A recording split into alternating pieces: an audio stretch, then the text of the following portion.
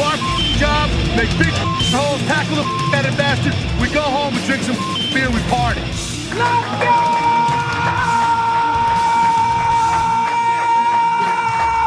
Hey, let's go! Welcome to Seth's Smorgasbord of Sports, coming to you from the Fan Zone at 51 West Studios. Today we're going to do a little top 10 list. I'm going to do the top 10 home field advantages in the NFL. So, let's get into it.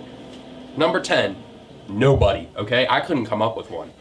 Like, I could only really find 9, and you might argue the Bears, you might argue the Cowboys or the 49ers, but show me home winning on a consistent basis, show me success, show me playoff appearances, and show me winning in the playoffs. And as of recently, besides the 49ers losing the Super Bowl in 2012, teams haven't really had any. So I couldn't really put one in.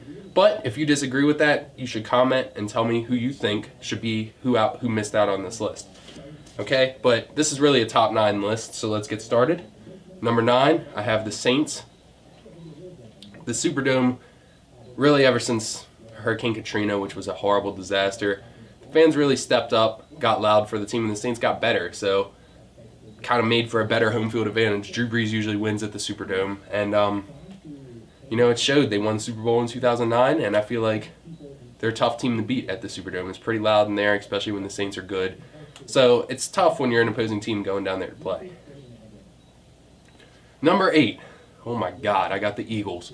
Their fans will probably throw batteries at me for putting them so low, but honestly, it's terrifying to go play there, and this is bad home field advantage, I guess, because their fans are just terrifying. Like, I'm not saying all Eagles fans are jerks, but I am saying that some of you are jerks, okay? You throw batteries at people.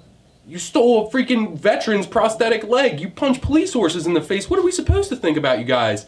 It's scary to go there as an opposing fan. I wouldn't, so I'm sure opposing players don't like going there either. The Eagles usually win at home. It gets cold there in the winter, and I wouldn't want to play there if I was an opposing player.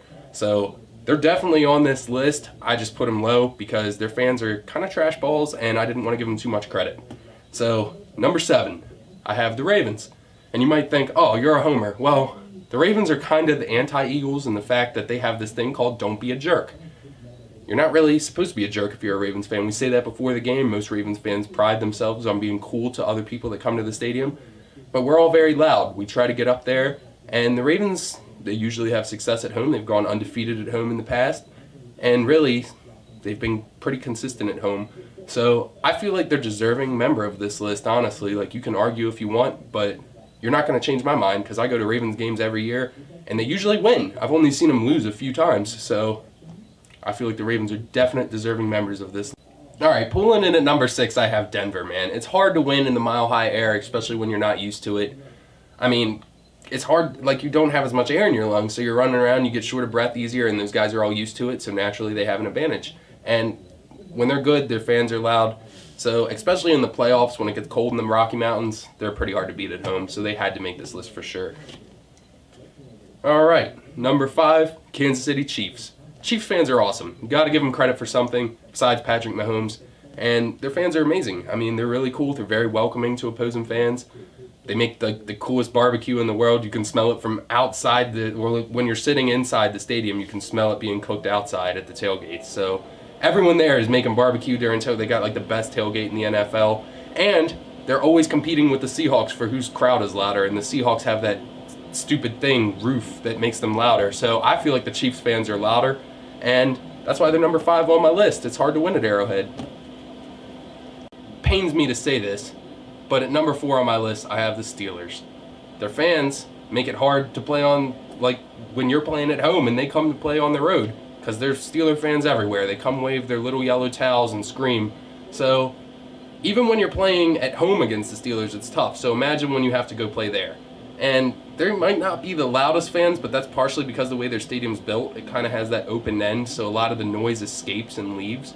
But that open end, like, wind blows in, and it makes it really hard to kick there. So it's hard to kick there as an opposing player, and it's hard to go play there.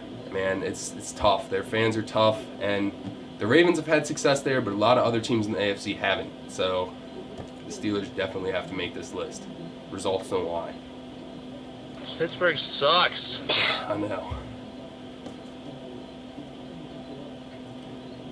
All right, number 3 on the list, we got the frozen tundra. We got the Green Bay Packers. It's the frozen tundra. I mean, it's cold there like all the time pretty much, except for the very beginning of the season. So they have to be on this list. They have really, really dedicated fans. The team wouldn't be there if they weren't. I mean, they're all partial owners that live there. So that's awesome. They have an amazing fan base that's extremely passionate about the team, that are loud and show up and sell out every game. And it's freezing. It's hard to win there. It's hard to play there. So Packers have to make the list. Top 3. All right. Number 2 is you earthquake starting crazies, Seahawks.